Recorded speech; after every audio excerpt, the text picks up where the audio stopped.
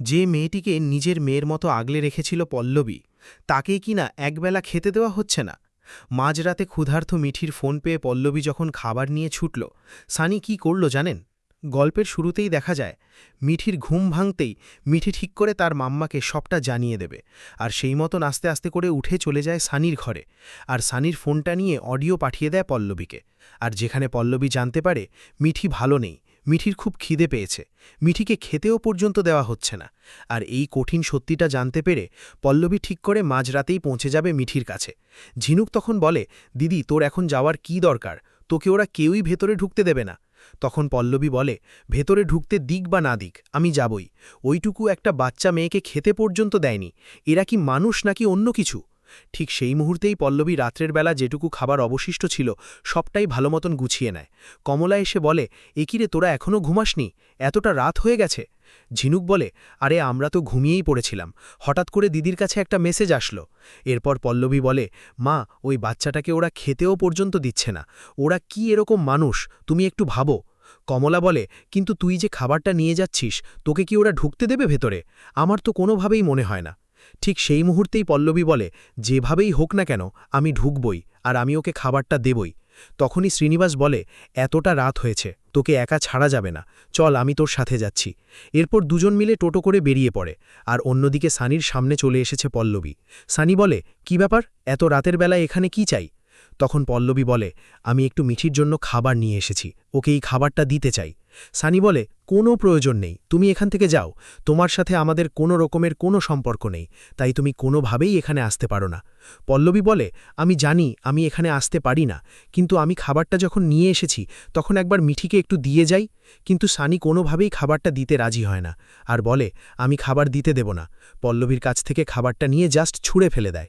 শ্রীনিবাস বলে, পল্লবী তোকে এটা বুঝতে হবে যে মিঠি তোর নিজের মেয়ে না, তুই এইভাবে মিঠিকে কোনোভাবেই পাবি না, আমি তোকে বলছি। কিন্তু পল্লবী বলে, বাবা আমি কি অন্যায় করেছি, আমি যে ওই মেয়েটাকে একটু আগলে রাখতে চেয়েছিলাম, ওর তো জীবনে আর কেউ নেই। তখন শ্রীনিবাস বলে, কিন্তু ওর বাড়ির লোকজন যদি না চায় তাহলে কিভাবে হবে, সেটা তুই বাড়ি চল। এই বলেই পল্লবীকে বাড়িতে নিয়ে যায়। এর মাঝখানে দেখা যায় একটা কথাই ভাবছিল শ্রীনিবাস, মেয়েটার জীবনে কি কখনো কোনো শান্তি আসবে না? মেয়েটা কেন যে এত বারবার কষ্ট পায় কে জানে। সকাল হতেই ঠিক করেছে পল্লবীর ছোড়দা যে সম্রাট খাসনবিশের অফিসে গিয়ে সম্রাট খাসনবিশের সম্পর্কে জানতে শুরু করবে। এরপর থেকেই যথারীতি সে যায়, আর সম্রাট খাসনবিশের সম্পর্কে ভালো তথ্যই পায়। অন্য একটা অফিসে চলে গেছে সমর, সেখানে গিয়ে এমপ্লয়ীদের সাথে কথা বলতে থাকে। এমপ্লয়িরা তো সম্রাট খাসনবিশের নামে অনেক প্রশংসা করতে থাকে, যা শোনার পর সমর বলে, থ্যাংক ইউ দাদা। এরপর সমর আর সমরের ভাই বাড়িতে গিয়ে শ্রীনিবাসকে সবটা বলে দিতেই শ্রীনিবাস বলে, এইটা তো দারুণ একটা খবর, এই খবরটা কিন্তু আমার কাছে খুবই ভালো লেগেছে। তখনই ছোড়দা বলে, সত্যি এই মানুষটা ভগবানের মতোই আমাদের বাড়িতে চলে এসেছে, এই সম্বন্ধটা হাতছাড়া করা একদমই উচিত হবে না। তখনই কমলা বলে, কিন্তু আমার মনে হয় একবার ওই মানুষটাকে আমাদের বাড়িতে ডেকে সামনাসামনি কথা বলে নেওয়াটা ভালো হবে, তোমরা এ ব্যাপারে কি বলো? ঠাম্মি তখন বলে, তুমি একদম ঠিক কথাই বলেছ বৌহা, একদম আমার মনের কথাটাই বলেছ। কিন্তু ঝিনুকের মনটা খুবই খারাপ, ঝিনুক এই বিয়েটা করবে কি করবে না সে এখনও বলেইনি, কিন্তু তারপরে সবাই রীতিমতো এই বিয়েটাতে জোর দিতে শুরু করে দেয়। তখন ঠাম্মি বলে, আগে আমি একটা কাজ করি, আমি আমার নাতনিকে জিজ্ঞেস করি তার এই বিয়েতে মত আছে কিনা। ঝিনুক তখন ক্লিয়ারলি জানিয়ে দেয় তার একটু সময় লাগবে, এত তাড়াতাড়ি সে কোনো সিদ্ধান্তে পৌঁছতে পারবে না। কমলা বলে, তোর যতটা সময় লাগে নে, বিয়ের মতন এত বড় একটা সিদ্ধান্ত এত তাড়াতাড়ি নেওয়াটা ঠিকও নয়, আমরা তোর উপরে কোনো জোর করছি না। ঠিক তখন সমর বলে, আরে এরকম ছেলে তুই আর পাবি না রে, তোকে একেবারে রানী করে রাখবে সেটা অন্তত বোঝ, তুই বুঝতে পারছিস তো তুই কতটা ভালো থাকবি। ঠিক সেই মুহূর্তেই ঝিনুক ভাবে, সত্যিই কি তার এই বিয়েটা করা ঠিক হবে? সে কি করবে নিজেই বুঝে উঠতে পারছে না। অন্যদিকে পল্লবী মিঠির জন্য খুবই মন খারাপ করে, আর বলে, এইভাবে চলতে থাকলে মিঠি তো শেষ হয়ে যাবে, আমাকেই কিছু একটা করতে হবে। মিঠিকে নিজের কাছে নিয়ে আসবে বলে পল্লবী ঠিক করে, আর একটা পরিকল্পনাও করবে বলে ঠিক করে। মাঝরাতে সানির নিষ্ঠুর আচরণ আর খাবারের থালা ছুঁড়ে ফেলে দেওয়ার ঘটনা পল্লবীর বুকে তীব্র ক্ষতের সৃষ্টি করে। বাড়ি ফিরে এসে সে কিছুতেই চোখের জল ধরে রাখতে পারে না। শ্রীনিবাস তার মেয়েকে শান্ত করার চেষ্টা করলেও পল্লবীর মন জুড়ে শুধুই ক্ষুধার্ত মিঠির কান্নাকাটি আর অসহায় মুখটা ভাসতে থাকে।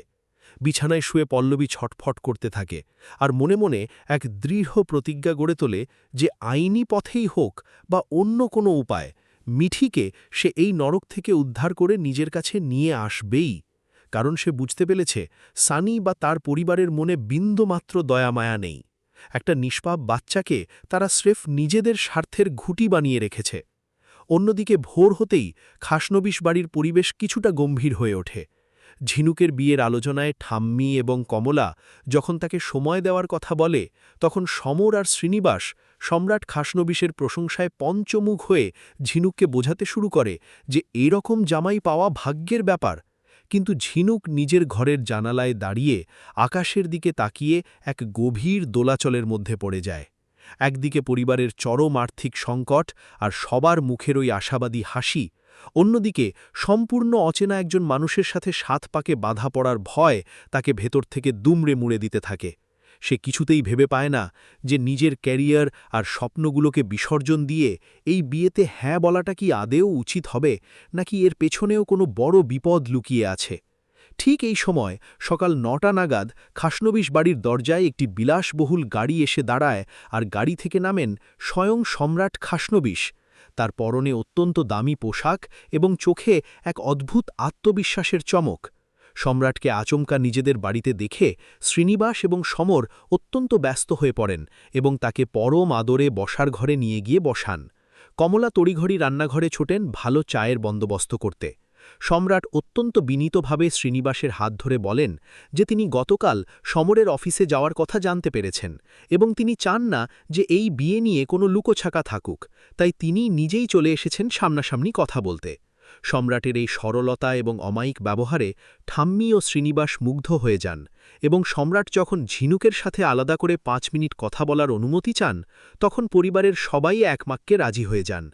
ঝিনুক যখন মাথা নিচু করে বসার ঘরে আসে, সম্রাট তখন অত্যন্ত মৃদুস্বরে তাকে বলেন যে তিনি জানেন ঝিনুক এই বিয়ের জন্য মানসিকভাবে প্রস্তুত নয় এবং তিনি কোনো জোর করতে চান না। সম্রাট আরও বলেন যে বিয়ের পরেও ঝিনুক তার পড়াশোনা এবং চাকরি চালিয়ে যেতে পারবে। যা শুনে ঝিনুকের মনের দ্বিধা অনেকটাই কেটে যায় এবং সে সম্রাটের প্রতি এক ধরনের শ্রদ্ধা অনুভব করতে শুরু করে। আর ঠিক এই সুযোগেই সমর আর শ্রীনিবাস বিয়ের পাকা কথা প্রায় চূড়ান্ত করে ফেলেন এবং আগামী মাসের একটি শুভ দিন দেখে দিনক্ষণ ঠিক করার প্রস্তাব দেন। সবাই যখন এই খুশির আমেজে মেতে উঠেছে, তখন পল্লবী নিজের ঘরের দরজা বন্ধ করে ফোন হাতে নিয়ে সানির বাড়ির কাজের লোক রতনকে ফোন করে। রতন পল্লবীকে অত্যন্ত ভালোবাসে এবং সে সানির ভয়ে লুকিয়ে পল্লবীকে ভেতরের খবর দেয়। রতন ফোনে ফিসফিস করে জানায় যে সানি আর তার মা মিলে মিঠিকে একটা অন্ধকার ঘরে আটকে রেখেছে এবং সকাল থেকে মেয়েটা শুধু জল খেয়ে আছে, কোনো খাবার তাকে দেওয়া হয়নি। এই কথা শোনা মাত্রই পল্লবীর মাথার ভেতরটা যেন দাউ দাউ করে জ্বলে ওঠে। সে বুঝতে পারে আর ঘরে বসে চোখের জল ফেলার সময় নেই। মিঠিকে বাঁচাতে হলে তাকে এখনই কোনো চরম পদক্ষেপ নিতে হবে। পল্লবী ঝিনুকের বিয়ের আনন্দের মাঝেই বাড়ি থেকে বেরিয়ে সোজা থানায় গিয়ে হাজির হয়। সেখানে গিয়ে সে ডিউটি অফিসারের কাছে সানি এবং তার পরিবারের বিরুদ্ধে শিশু নির্যাতনের অভিযোগ দায়ের করতে চায়। কিন্তু পুলিশ অফিসার পল্লবীকে স্পষ্ট জানিয়ে দেন যে মিঠি যেহেতু পল্লবীর নিজের মেয়ে নয় এবং সানিই তার আইনি অভিভাবক, তাই বাইরের কোনো লোকের কথায় পুলিশ সানির বাড়িতে তল্লাশি চালাতে পারে না। পুলিশের এই উদাসীনতা দেখে পল্লবী আরও মরিয়া হয়ে ওঠে এবং সে থানা থেকে বেরিয়ে সোজা সানির বাড়ির দিকে রওনা হয়। পল্লবীর মনে তখন একটাই চিন্তা, যে করেই হোক মিঠিকে ওই বাড়ি থেকে বের করে আনতে হবে। এদিকে সানির বাড়িতে সানি আর তার মা তখন এক নতুন ষড়যন্ত্রে লিপ্ত। তারা মিঠিকে ব্যবহার করে পল্লবীর থেকে মোটা অঙ্কের টাকা হাতিয়ে নেওয়ার পরিকল্পনা করছে। সানি তার মাকে বলে যে পল্লবী যেভাবে কাল রাতে খাবারের থালা নিয়ে এসেছিল তাতে স্পষ্ট যে ওই মেয়েটার মিঠিকে ছাড়া চলবে না, আর এই দুর্বলতার সুযোগ নিয়েই তারা পল্লবীর থেকে লাক্ষাধিক টাকা আদায় করবে। মিঠি তখন ঘরের কোণে বসে কাঁদতে কাঁদতে নিজের অজান্তেই সানির এই সব শয়তানি কথাবার্তা ফোনের ভয়েস রেকর্ডার অন করে রেকর্ড করে ফেলে, যা সানি খেয়ালও করেনি। পল্লবী যখন সানির বাড়ির সদর দরজার সামনে পৌঁছায়, তখন সে দেখে দরজা খোলা এবং ভেতরে কোনো এক বিষয় নিয়ে সানি আর তার মায়ের মধ্যে তীব্র চিৎকার চেঁচামেচি হচ্ছে। পল্লবী আর এক মুহূর্তও নষ্ট না করে সোজা ভেতরে ঢুকে পড়ে এবং সানির মা তাকে দেখামাত্রই গলা চড়িয়ে বলেন যে আবার কোন সাহসে এই বাড়িতে এসেছিস। পল্লবী তীব্র গলায় উত্তর দেয় যে সে এবার আর খাবার নিয়ে আসেনি, সে এসেছে মিঠিকে নিয়ে যেতে। সানি পল্লবীকে ধাক্কা মেরে বের করে দিতে গেলে পল্লবী সানিকে হুঁশিয়ারি দিয়ে বলে যে যদি সে গায়ে হাত তোলে তবে সে চিৎকার করে পুরো পাড়ার লোক জড়ো করবে আর সানির আসল রূপ সবার সামনে ফাঁস করে দেবে।